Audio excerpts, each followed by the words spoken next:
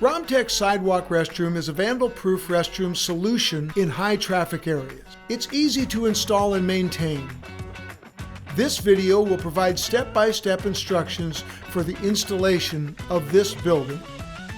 Before setting the structures, there are several steps the contractor must take in preparation. First, the contractor must confirm the utility locations and stub-ups.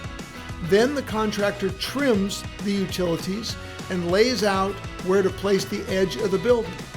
Weighing approximately 5,000 pounds, the contractor uses the picking points that Romtec has strategically placed and lifts the restroom above the utilities and slowly places the building according to the markings.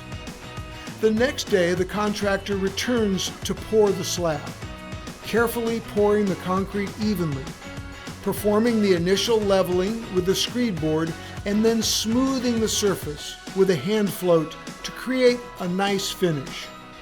Overall, the prefabricated steel structure is easy to install and complete.